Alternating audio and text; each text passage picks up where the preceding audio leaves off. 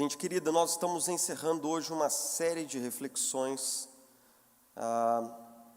sobre essa dimensão da nossa experiência humana e também da nossa experiência cristã, que é a nossa dimensão intelectual, a dimensão da mente. E hoje nós vamos ficar com o texto de Paulo aos Filipenses, lá no capítulo 3, a partir do verso 1. Epístola de Paulo aos Filipenses, no capítulo 3, a partir do verso 1.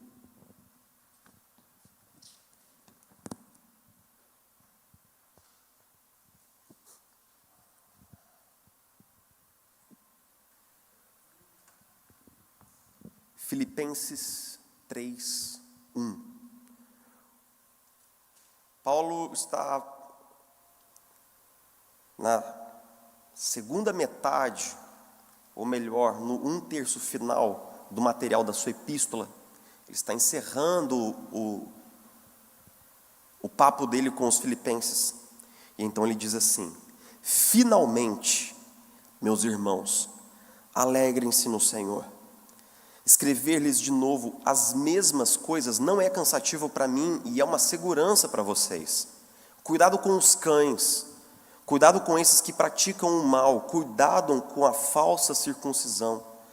Pois nós é que somos a circuncisão, nós que adoramos pelo Espírito de Deus, que nos gloriamos em Cristo Jesus e não temos confiança alguma na carne, embora eu mesmo tivesse razões para ter tal confiança.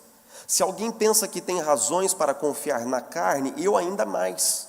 Fui circuncidado no 8º dia de vida, pertencente ao povo de Israel, à tribo de Benjamim, verdadeiro hebreu, quanto à lei fariseu, quanto ao zelo perseguidor da igreja, quanto à justiça que há na lei, irrepreensível. Mas o que para mim era lucro, passei a considerar como perda por causa de Cristo. Mais do que isso, considero tudo como perda, comparado com a suprema grandeza do conhecimento de Cristo Jesus, meu Senhor, por quem perdi todas as coisas. Eu as considero como esterco para poder ganhar Cristo e ser encontrado nele, não tendo a minha justiça própria que procede da lei, mas aquela justiça que vem mediante a fé em Cristo, a justiça que procede de Deus e se baseia na fé. Quero conhecer Cristo, o poder da sua ressurreição, a participação em seus sofrimentos, tornando-me como ele em sua morte, para de alguma forma alcançar a ressurreição dentre os mortos. Não que eu já tenha obtido tudo isso, ou tenha sido aperfeiçoado, mas prossigo para alcançá-lo, pois para isso também fui alcançado por Cristo Jesus. Irmãos, não penso que eu mesmo já o tenha alcançado, mas uma coisa faço, esquecendo-me das coisas que ficaram para trás e avançando para as que estão adiante, prossigo para o alvo, a fim de ganhar o prêmio do chamado celestial de Deus em Jesus Cristo. Esse ano nós estamos conversando sobre um tema que é o essencial para uma vida plena. No mundo pós-pandemia, nós temos que redescobrir o que significa ter qualidade de vida verdadeira. Nós vivemos num dos eixos de maior IDH do país, num dos lugares de maior bem-estar sentido pela população em toda a América do Sul. Mas isso não garante para mim e para você que nós estamos vivendo bem, não é verdade? Isso não quer dizer que nós estamos felizes e que nós estamos com o coração vivendo plenamente como nós deveríamos estar. No entanto, nessa reflexão a gente descobriu que existem 7 dimensões com as quais nós fomos criados. A nossa dimensão espiritual, racional, emocional, nossa dimensão física, nossa dimensão relacional, a dimensão do nosso propósito e a dimensão que eu chamo de dimensão sabática, que é a dimensão do lazer, da alegria, da diversão. E nós precisamos experimentar a plenitude de Deus, a graça de Deus em todas essas dimensões, para que nós possamos nos sentir plenos de verdade, para que nós possamos sentir que estamos vivendo a vida a plenos pulmões. Em janeiro, fevereiro e março, nós conversamos sobre a dimensão da espiritualidade. E nós lembramos que nós somos dotados de espiritualidade e que essa espiritualidade significa a nossa relação pessoal, íntima, poderosa com o próprio Deus, por meio de Cristo Jesus. Nós estamos finalizando uma série de reflexões sobre a nossa dimensão agora intelectual, sobre a dimensão da nossa mente. E nós conversamos lembrando que nossa mente foi criada por Deus, ela foi entorpecida na queda pelo pecado, ela está sendo redimida, renovada em Cristo por meio da palavra. E hoje nós vamos conversar um pouquinho sobre uma ideia muito interessante que Paulo fala lá aos Coríntios, no capítulo 2, verso 16, quando ele fala assim, ele está falando ali sobre a diferença entre o homem espiritual e o homem carnal, e ele diz assim, nós temos a mente de Cristo, no final do capítulo 2. Ele diz que todo discípulo de Jesus, todo homem, toda mulher que foram salvos por Jesus, eles vão passando por um processo de renovação da sua mente, dos seus conceitos, dos seus paradigmas, da maneira de ver e entender e interpretar a vida, que a mente de Cristo está sendo gerada neles. De tal maneira que quando você olha para a vida, você olha com esses novos óculos, você olha a vida por meio da mente de Cristo. E nós vamos conversar um pouquinho hoje sobre como é essa mente cristã. E o que nós esperamos desenvolver no nosso devocional com Deus, lendo a palavra, que tipo de percepção do mundo nós desejamos ter. Quando Paulo escreve aos Filipenses, é importante a gente destacar duas coisas. A primeira é que ele está preso em Roma, acorrentado junto a um soldado romano. A gente não sabe porque Paulo teve duas fases de prisão em Roma.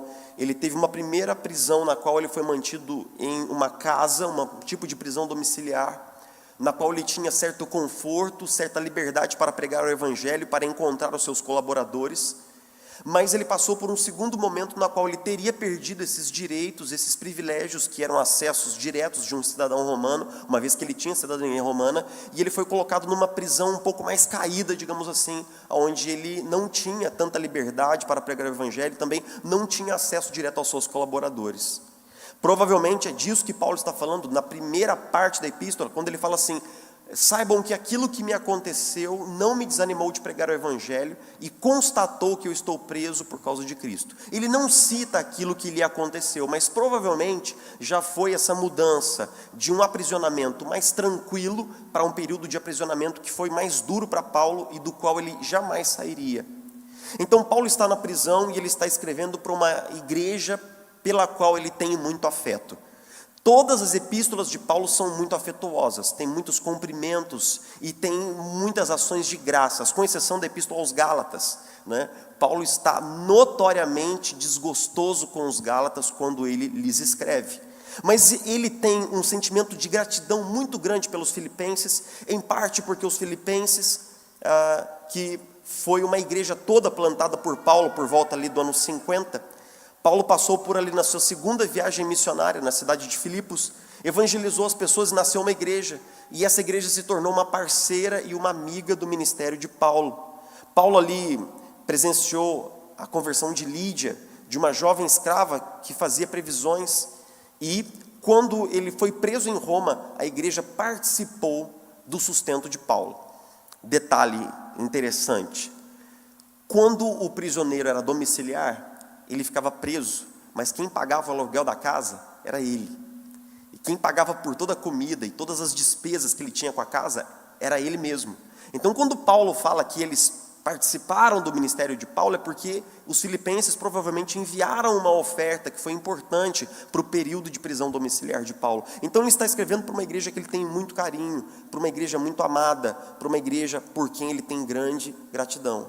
Ele escreve seguindo um trajeto muito paulino, né? Ele fala sobre a teologia da salvação nos capítulos 1 e 2, e no capítulo 3 ele começa dizendo assim, finalmente, ou seja, estou acabando, e agora vou dizer as coisas mais práticas. Paulo geralmente escreve epístolas com um corpus teológico no começo, e depois uma outra parte mais prática em que ele dá comandos, em que ele fala de coisas mais da ordem do dia a dia. E então Paulo começa a dizer assim, alegrem-se no Senhor, para mim não é cansativo repetir isso para vocês, e cuidado com os cães. Cuidado com aqueles que distorcem a palavra de Deus.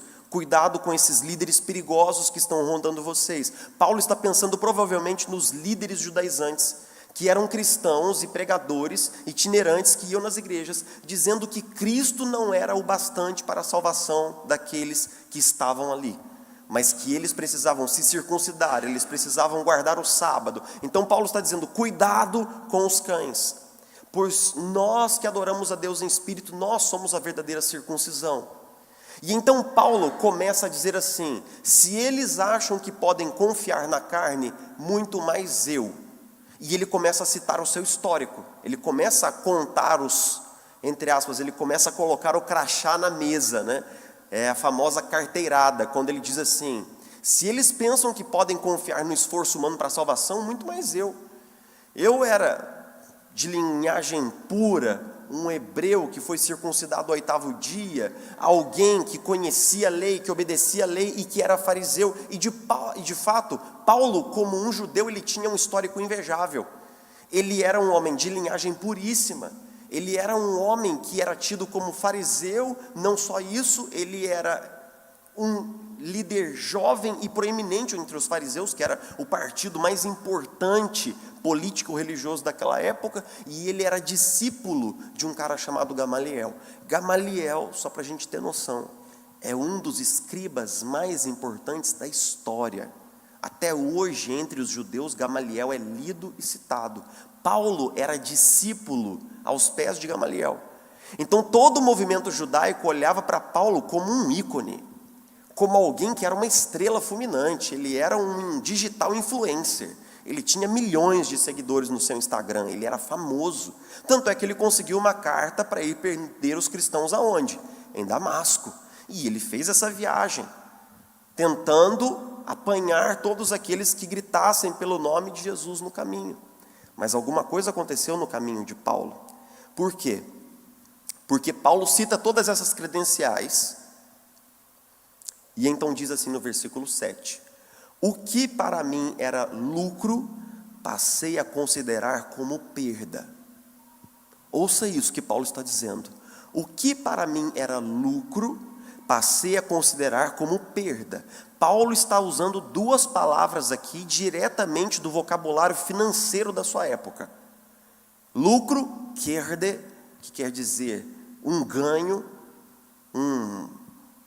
um capital que chegava na sua mão, um lucro obtido no negócio, e ele diz perda, que é zemian, que é perda, prejuízo, dano colateral. Ele está dizendo assim, tudo aquilo que eu considerava um lucro para mim, se tornou um prejuízo. Provavelmente ele está pensando nas suas próprias credenciais. Por quê? Ele depois aumenta a sua aposta no versículo 8 e diz assim, na verdade, eu não considero só as minhas credenciais como um prejuízo e uma perda, eu considero absolutamente tudo como perda para poder ganhar a Cristo. E ganhar a Cristo é kerdesso, que quer dizer ganhar mesmo, obter, lucrar Cristo, angariar Cristo. E a gente fica um pouco chocado, a gente fala assim, mas do que Paulo está falando? Ele perdeu tudo para poder ganhar Cristo. O que é que Paulo perdeu? Ou o que é que ele considera agora uma perda? Para você entender do que Paulo está falando, e eu também, a gente tem que se lembrar de que Paulo era fariseu, e que os fariseus eram ensinados que se você obedecesse toda a lei, do princípio ao fim, em todas as suas minúcias e com todo o seu detalhismo, no final desse processo de obediência você seria aceito por Deus e aprovado por Deus. Então, quando Paulo está tomando as cartas, indo para Damasco para perseguir cristãos, Paulo está indo atrás do quê? O que ele está buscando? Ele está buscando aprovação. Ele está buscando que no final daquele processo, Deus olhe para ele e diga assim, Paulo, você está aprovado, você está justificado, você é um bom homem, você é um bom judeu. Mas, Paulo, indo para Damasco, não encontrou nenhuma aprovação, não é verdade? Ele não encontrou nenhum tipo de justiça. O que Paulo encontrou? Ele caiu ao solo, cego, e uma voz lhe perguntou, Paulo, por que você me persegue? E nós descobrimos, junto com Paulo, que ele, ao invés de estar fazendo a vontade de Deus, ele estava perseguindo o próprio Messias de Deus. Então toda aquela busca de Paulo, ao invés de gerar para ele um bom resultado, gerou apenas frustração, fracasso, vazio e confusão. Toda aquela busca de Paulo gerou para ele apenas o conflito de se ver trabalhando contra o próprio Deus. E então, exatamente no pior momento da sua vida, porque Paulo ficou 3 dias cego, sem comer, sem beber, Deus enviou um homem na direção de Paulo, chamado Ananias. E Ananias chegou para ele e disse assim: Paulo, Jesus que apareceu para você na estrada de Damasco me mandou aqui, para que eu pudesse batizar você, e você pudesse ser levantado como apóstolo dos gentios, porque Deus vai usar você na vida de muitas pessoas. E então, a partir daquele momento, houve uma reviravolta, a cabeça de Paulo foi transtornada, houve uma revolução copernicana na mente de Paulo. Sabe por quê? Porque Paulo subitamente percebeu que tudo aquilo que ele havia buscado a sua vida inteira, e resultado em frustração e vazio e desespero, Jesus lhe deu gratuitamente no dia da sua conversão. Toda aquela aprovação, toda aquela justiça, toda aquela aceitação de Deus que ele buscou freneticamente ao longo da sua vida, tudo aquilo que ele havia buscado e não havia obtido, Cristo dá a Paulo pela graça. Note comigo o que ele diz no versículo 9. Não tendo a minha própria justiça que procede da lei, mas a justiça que vem mediante a fé em Cristo, a justiça que procede de Deus e se baseia na fé. O que Paulo está dizendo é que toda aquela justiça que ele esperava encontrar na obediência da lei, ele não encontrou. Foi só frustração e vazio, mas ele foi justificado por Cristo. Cristo colocou sobre Paulo da sua própria justiça. E aí é importante a gente entender que quando Paulo está escrevendo isso, ele está dizendo o seguinte: o meu encontro com Cristo mudou radicalmente a minha busca, mudou radicalmente a minha orientação, o vetor do meu coração foi transformado e mudado, porque eu passei não a buscar todas aquelas coisas, porque tudo aquilo me foi dado por Cristo, eu passei a buscar a Cristo. Note como Paulo enfatiza assim: eu quero ganhar Cristo, no versículo 8, ser encontrado em Cristo, no versículo 9, ele quer conhecer a Cristo, no versículo 10, e aí Paulo faz uma menção de 3 coisas: ele quer conhecer o poder da ressurreição, ele quer conhecer a participação nos sofrimentos de Cristo, e ele quer tornar-se como Cristo na sua própria morte. Paulo está dizendo assim: cara, eu simplesmente esqueci de tudo aquilo, eu estou focado num alvo só, num objetivo só. Toda aquela minha busca acabou, agora a minha única busca é conhecer a Cristo.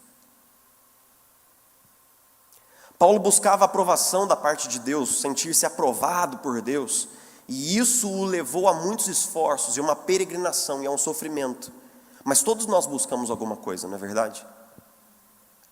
Todos nós. Qual é a sua busca? O que você busca? E onde você busca essas coisas? Viktor Frankl foi um promissor estudante de psicanálise, quando aos 16 anos ele já trocava cartas parrudas de conteúdo com o próprio Freud. E aos 16 anos de idade, ele participou de uma conferência e deu uma palestra intitulada A Respeito do Sentido da Vida.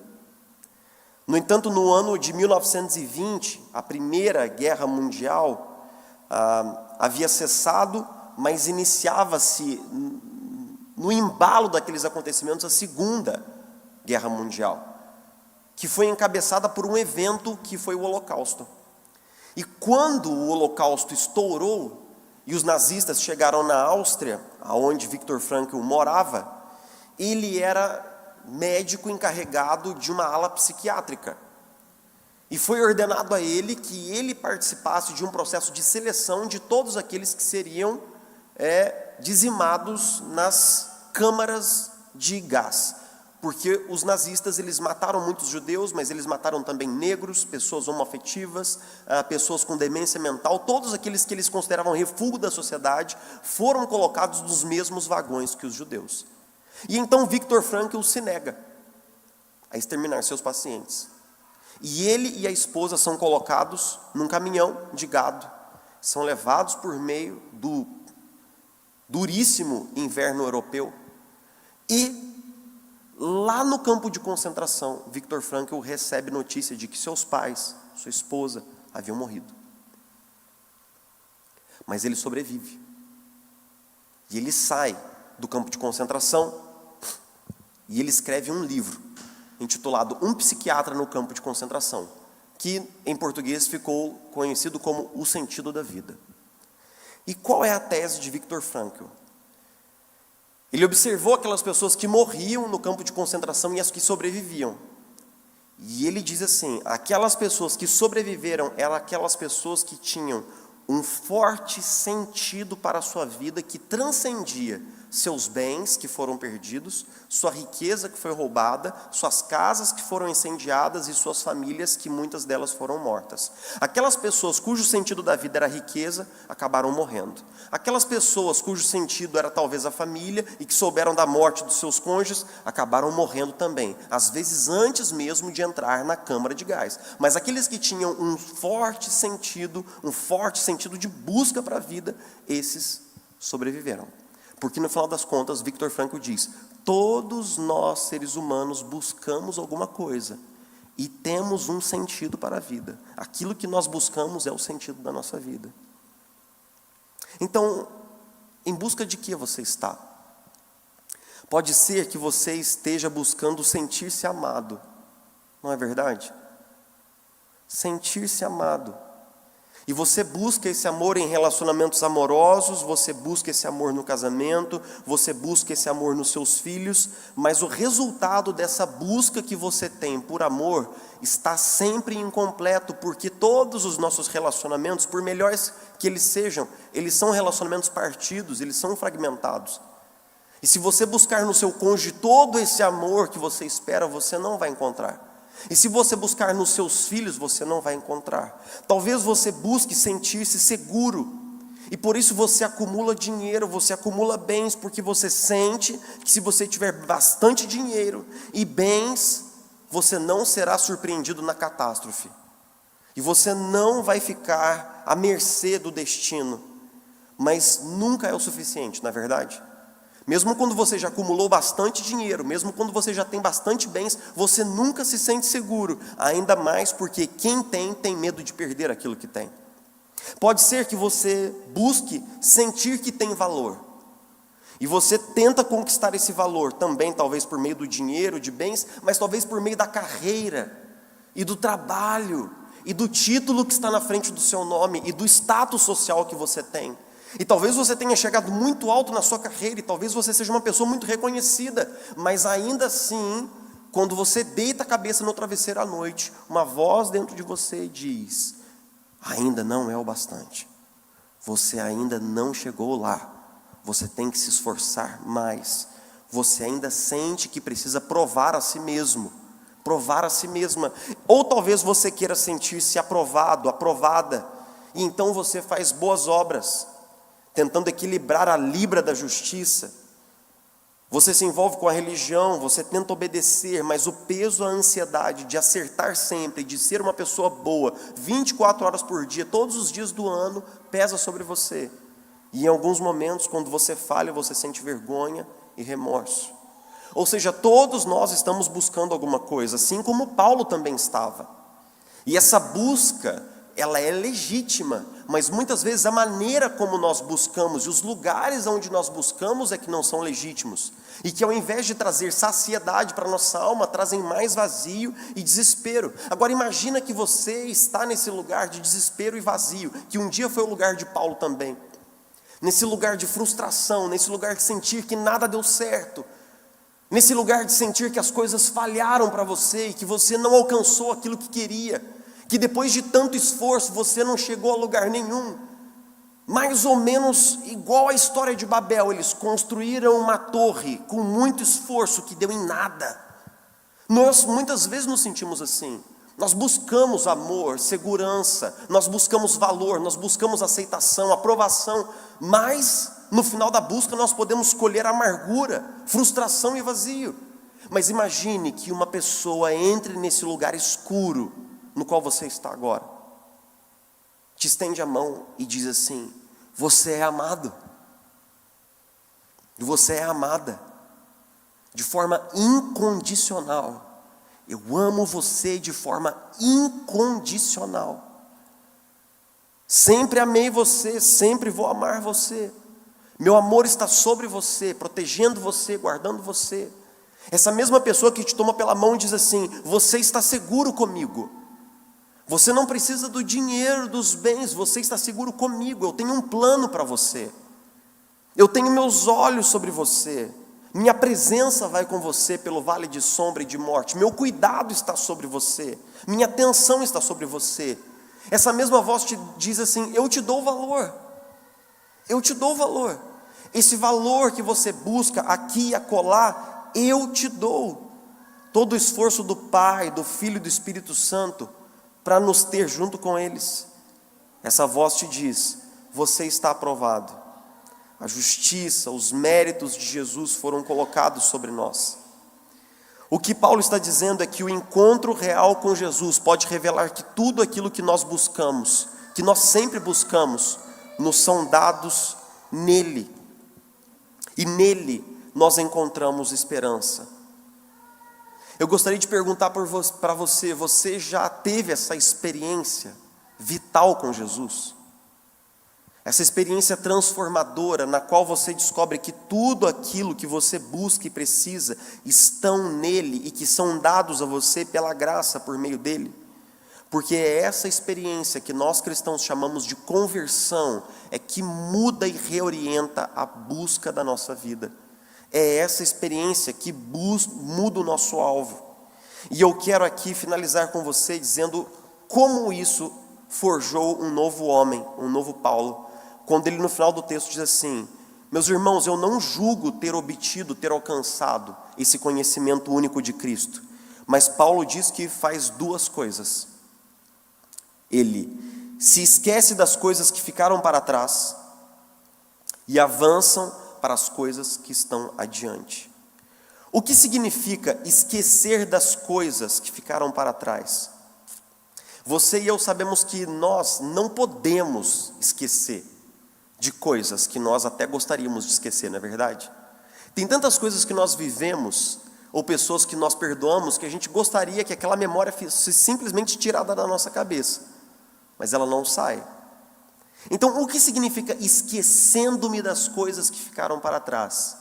Era o esforço de Paulo de permitir que aquelas coisas que uma vez seduziram o seu coração não seduzissem mais, de tal maneira que ele olhasse apenas para Cristo e avançasse na direção de Cristo.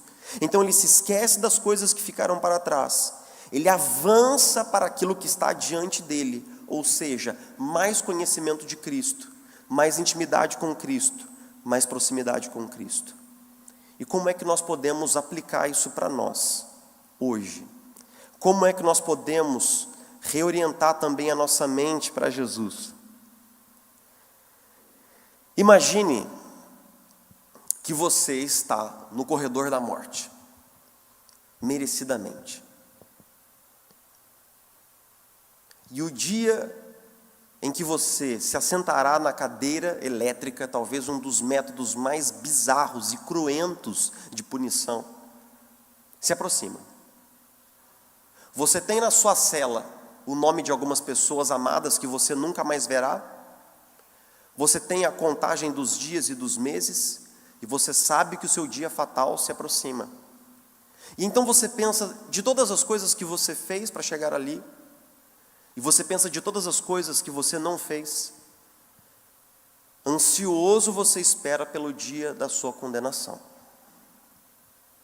Mas então, repentinamente, num dia de manhã, você ouve passos no corredor que sempre está ermo.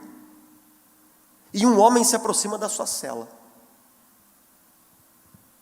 E muito inesperadamente ele tem a chave da sua cela. E ele pergunta assim: seu nome é fulano, não é? E você diz: sim, sou eu. Ele diz assim: chegou o seu dia. E você logo sente um arrepio nas costas, Porque você imagina que chegou o dia de ser executado. E é isso. Acabou-se. Fim. E a mão é lançada à porta, a porta é aberta, e você imagina que algemas já serão colocadas nos seus punhos e você será encaminhado para aquele lugar horrendo de morte. Mas aquele homem diz assim: chegou o seu dia, você pode sair livre, você pode voltar para sua casa, você pode abraçar sua esposa, você pode abraçar seus filhos. E você confuso diz assim: não, alguma coisa está errada. Eu realmente fiz aquelas coisas horríveis e eu mereço. Ele falou assim: não, eu sei que você merece, mas eu vou entrar no seu lugar. Alguém precisa morrer pelas coisas que você fez, mas dessa vez não será você. Eu morrerei no seu lugar. No dia da execução, alguém se assentará na sua cadeira, mas não será você. Você será devolvido para sua casa e para sua família. Você sai dali atônito, cambaleante, coração taquicárdico, mente turvada.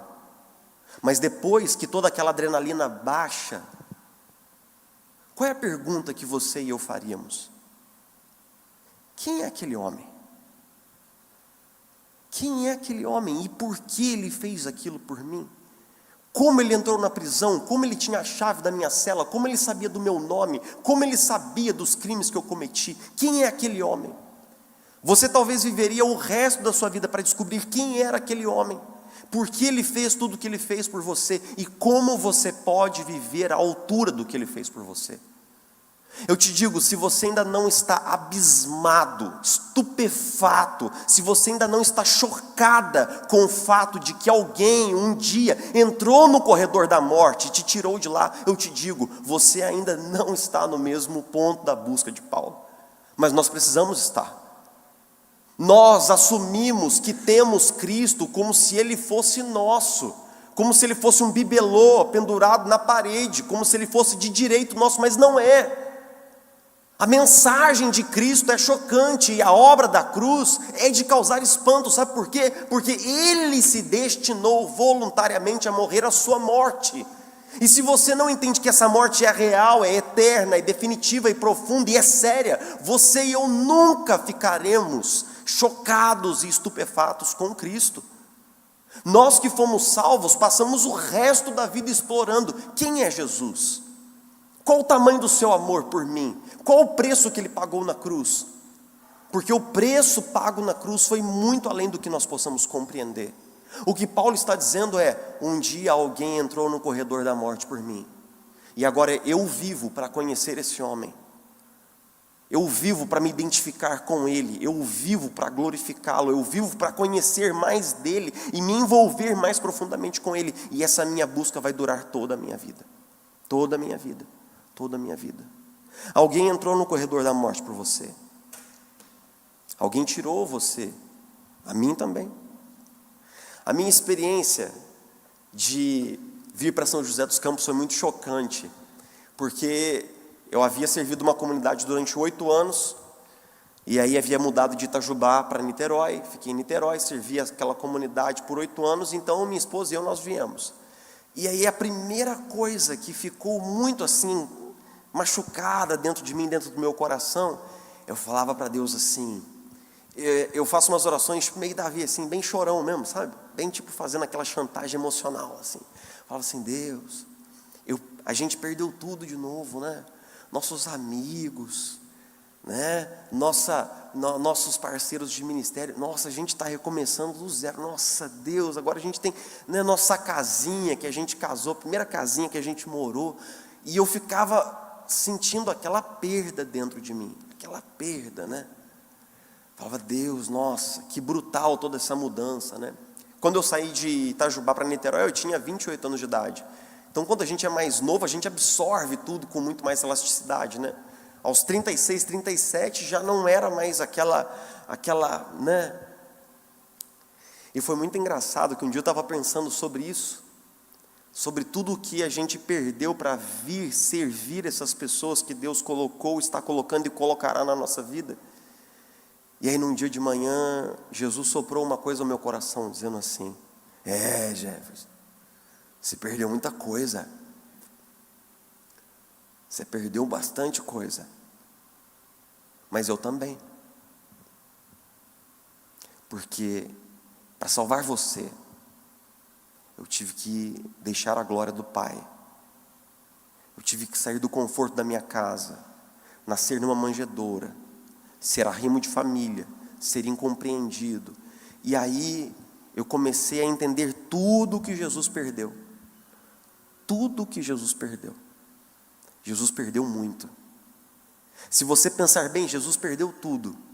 Porque tendo perdido a sua glória, tendo perdido o seu status ao próximo do Pai, quando ele se tornou homem, ele perdeu qualquer status social, servindo os pobres e os fracos, e no final das contas ele serviu, morrendo na cruz, perdendo inclusive a sua vida. Paulo fala sobre perdas e ganhos nesse texto. E Jesus? Jesus perdeu muita coisa, Jesus perdeu tudo. E o que Jesus ganhou? A única coisa que Jesus não tinha, aonde ele estava com o Pai, a única coisa que ele não tinha, era só você. O resto, ele tinha tudo. A única realidade que Jesus ganhou, vindo se tornar homem, escravo, servo, morto na cruz, foi a sua vida. A única coisa. Jesus perdeu tudo para ganhar você. Jesus perdeu absolutamente tudo para salvar você, para redimir você.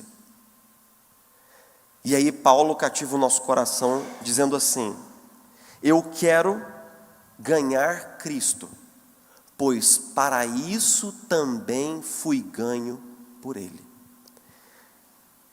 Que a salvação em Cristo possa gerar em você uma nova mente, um novo coração, uma nova busca, uma nova disposição sobre todas as coisas que você e eu buscamos, que nós possamos buscar ao Senhor em primeiro lugar, que Ele seja o foco da nossa atenção, que Ele seja o foco do nosso coração, porque para isso nós fomos conquistados. Vamos orar juntos?